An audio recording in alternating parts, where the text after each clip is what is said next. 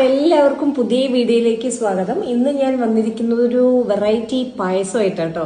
പായസത്തിനൊരു പേരുണ്ട്, ഇതുവരെ ആ പേരാരും കേട്ടിട്ടില്ല, ഞാനൊന്നും കേട്ടിട്ടില്ല കേട്ടോ.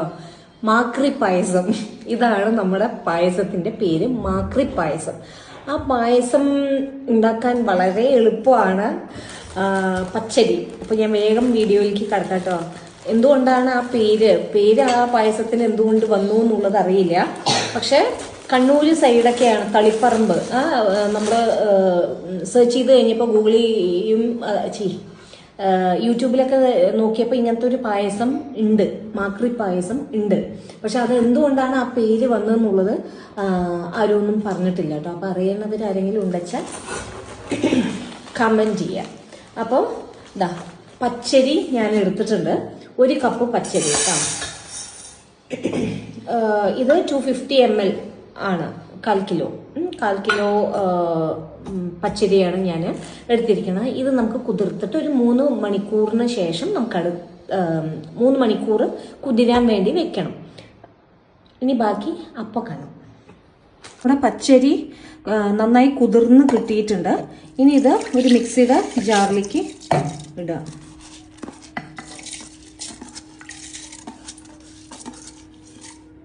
ഇതിപ്പോ നന്നായിട്ട് തരിതരിയായിട്ട് അരച്ചെടുത്തിട്ടുണ്ട് കേട്ടോ.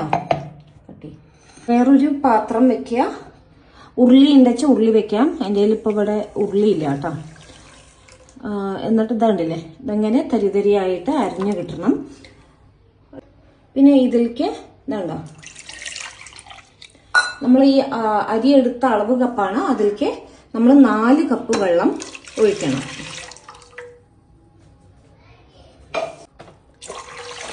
2, 3, 4. എന്നിട്ട് അടുപ്പ് കത്തിച്ചു കൊടുക്കുക. ഇതൊന്ന് കുറുക്കി എടുക്കണം കേട്ടോ. നന്നായിട്ട് ഇളക്കി അതൊന്ന് കുറുകി വരണേ.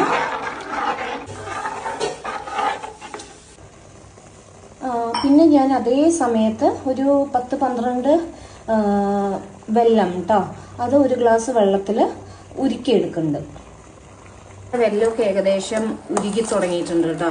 ഇതിപ്പോൾ നല്ലോണം ഇനി കുറച്ച് കഷ്ണങ്ങളൊക്കെ ഉള്ളൂ.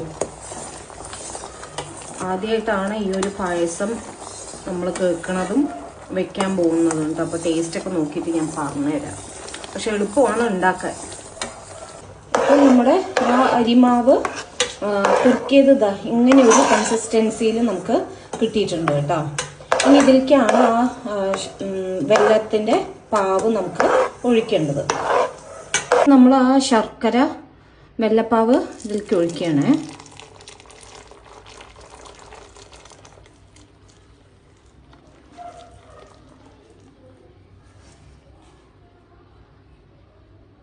ഇത് നന്നായിട്ടിത് യോജിപ്പിക്കുക.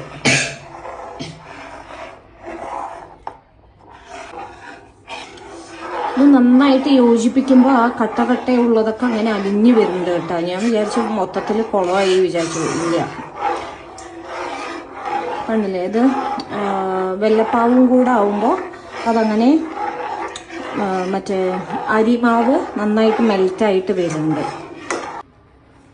ഇനി അടുത്തത് ഞാനൊരു അരമുറി തേങ്ങ ചിരകിയത് ചേർക്കുകയാണ് കേട്ടോ.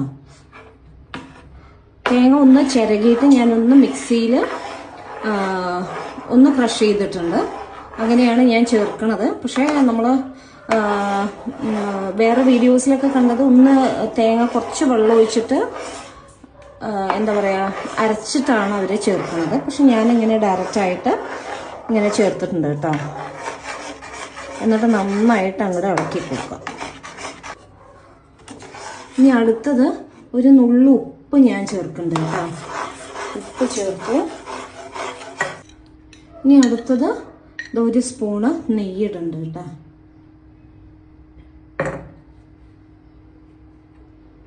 നെയ്യിട്ടിട്ട് ഒന്ന് ഇളക്കുക. ഏലക്കാപ്പൊടി ഇട്ടോളാൻ പറഞ്ഞിട്ടുണ്ട്. പക്ഷെ ഇവിടെ ഏലക്കായ ഇട്ട് കഴിഞ്ഞാൽ ആരും കഴിക്കില്ല, അതുകൊണ്ടാണ് ഞാൻ ഇടാത്തത്. അരിയുടെ കഷ്ണങ്ങളൊക്കെ പോയി. ഓക്കെ. അപ്പോൾ നമ്മുടെ മാക്രി പായസം റെഡി ആയിട്ടുണ്ട് കേട്ടോ. അപ്പോൾ ഞാൻ ഒരു വലിയ പ്ലേറ്റിലാണ് എടുത്തിരിക്കുന്നത്, വേഗം അത് ചൂടാറുണ്ടേ. അപ്പോൾ ടേസ്റ്റ് നോക്കട്ടെ കേട്ടോ.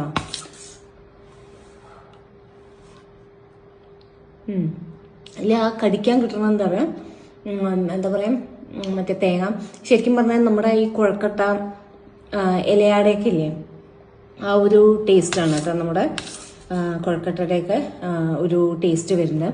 പിന്നെ എനിക്ക് തോന്നുന്നു ഇതിൻ്റെ കൂടെ പപ്പടം ചേർത്തിയാൽ നല്ല ടേസ്റ്റ് ഉണ്ടാവും. പപ്പടം കൂട്ടിയിട്ട് നമ്മൾ പായസം കഴിക്കില്ലേ, അതുപോലെ കഴിച്ചാലും ഇത് ടേസ്റ്റ് ഉണ്ടാവും. കുഴപ്പമില്ല കേട്ടോ, നമുക്ക് ധൈര്യമായിട്ടും ഉണ്ടാക്കാം. കൊള്ളാം, നല്ല നെയ്യിന് മണമൊക്കെ ഉണ്ട്. നെയ്യ് എൻ്റെ അടുത്ത് അധികം ഇടണ്ട, അത് കൂടിപ്പോയി എന്ന് പറഞ്ഞാണ്. പക്ഷെ നല്ല ആ നെയ്യിൻ്റെ മണമൊക്കെ വന്നുകൊണ്ട് നന്നായിട്ടുണ്ട്.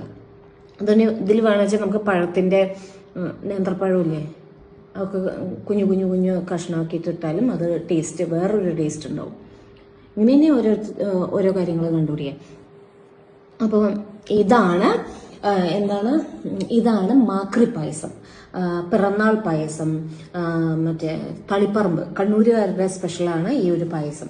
നമ്മൾ പാലക്കാട് ഇത് കേട്ടിട്ടില്ല, മാക്രി പായസം കേട്ടിട്ടില്ല. കാരണം ഈ മാക്രിന്ന് അട്രാക്ട് ചെയ്യാൻ കാരണം എന്താ വെച്ചാൽ, എന്നെ പണ്ട് ഒരു ഉമ്മ ടീച്ചർ ഉണ്ടായിരുന്നു. ഉമ്മ ടീച്ചർ എന്നെ മാക്രി എന്നാണ് വിളിക്കുക. ദമാക്രി, എൻ്റെ പേര് ദമ എന്നാണല്ലോ, അതിൻ്റെ കൂടെ ദമാക്രി എന്നാണ് വിളിക്കുക. അപ്പം അതുകൊണ്ടാണ് എനിക്കത് ഈ ഒരു പായസം പെട്ടെന്ന് ഒരു വീഡിയോ കണ്ടപ്പോൾ എനിക്ക് ഭയങ്കരമായിട്ട് ഇഷ്ടപ്പെട്ടു. ഞാൻ ഉണ്ടാക്കി, കുഴപ്പമില്ല.